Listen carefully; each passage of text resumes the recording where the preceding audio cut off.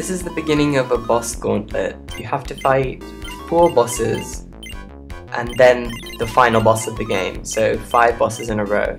You do get a chance to heal, and you could actually leave and go back to town and buy new things if you wanted to in between each boss, so it's not as difficult as it sounds. The first 3 or so bosses aren't so bad, but the last 2 are pretty difficult. I mentioned that these cat women were not that much of a threat before, but when they would appear with a boss they'd be a lot more dangerous, and that is this boss battle. They're dangerous because the boss is trying to cast Zudoborugu, which is the haste spell which hastes all of your allies. So 2 of those cat women that have been hasted are extremely dangerous. So I had Silk guarding Mu while he cast Zelzere in order to hit all of the enemies.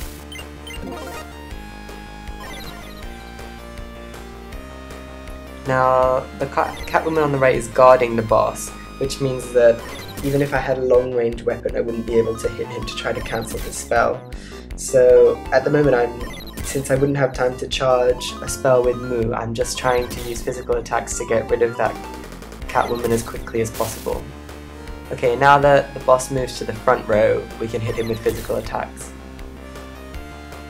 before he's able to haste himself. It's most dangerous if he's able to haste his minions, because then they can attack you and kill you pretty quickly and also stop you from casting anything at all.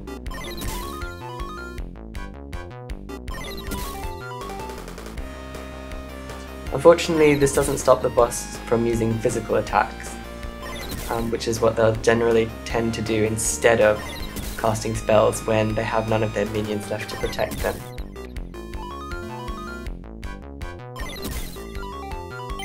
As you can see, Silk with her full armament of wind accessories and armor, her attack turn comes around incredibly fast. But I've set her to guard at the moment, so that Mu can finish casting. You'll notice that Mu's spell scrolls incredibly fast, and that's because of his sun staff. Okay, luckily Balam dealt a heavy blow then and we were able to beat the boss without having to try to heal. Gwa is what he said. So here I'll use Daruhane to heal. Or actually that doesn't heal everyone fully, so I'll have to cast it twice. I should have used Himadesu. So now you fight the second boss. This guy is a little bit more dangerous. I actually died the first time I fought him. He deals damage quite quickly, so that's the danger here. So I'd start charging Zerezere with Mu right from the start this time, and have Silk guarding Mu, and healing herself with full heals in the meantime.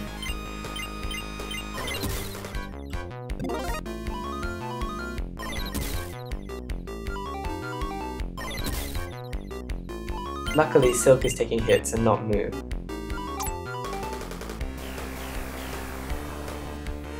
I never get sick of this animation, it looks really cool.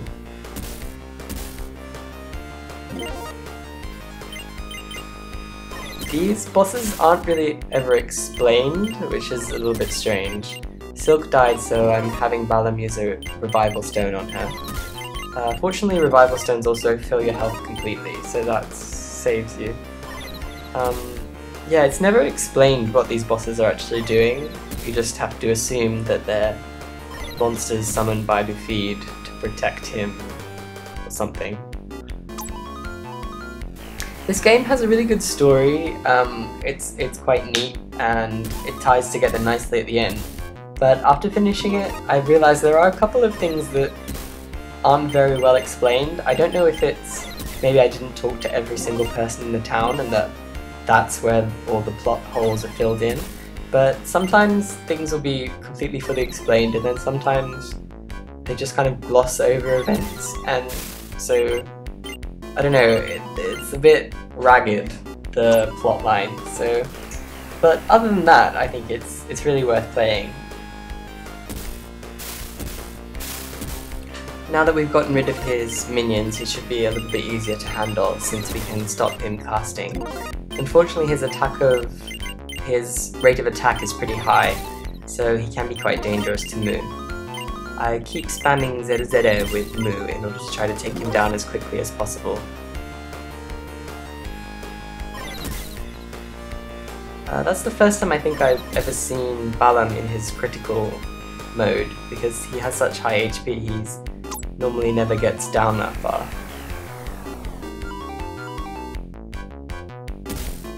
And we finished him off nicely with Zero.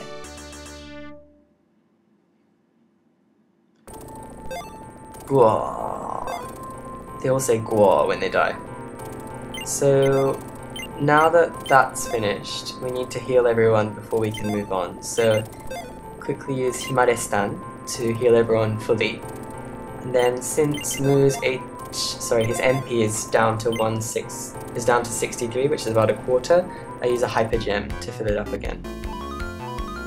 Now this boss, aside from being kind of creepy gross, is not much to worry about.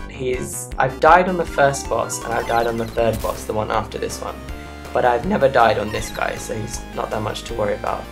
He does cast Koja, which is a flame spell which targets one person, but it's not very powerful. The only thing that's perhaps tricky about him is he doesn't take much damage from physical attacks, so you can't rely on Silk and Balam to beat him down. You kind of have to use Moon.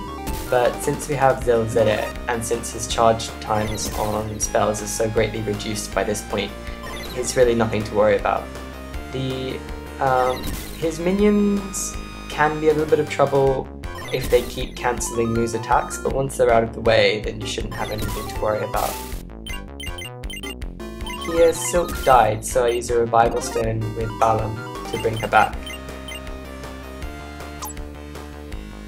Now I didn't go into this battle as well prepared as I could have, because I actually don't have any full heal items left, which is why if I want to heal my characters with items I have to let them die, which is a little bit dangerous, but I was too lazy to go back to Aslar or Fol just to buy items. Unfortunately, items are completely necessary to doing well in boss battles in this game, so I managed to get through this battle, but before I fight the next boss I actually had to go back to town to stock up again. That's Koja, his flame spell, but as you can see it's not that powerful.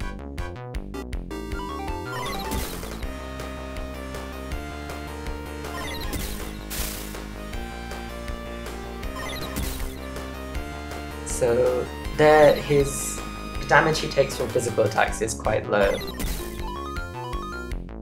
So rather you have to use spells like Zero to take him down.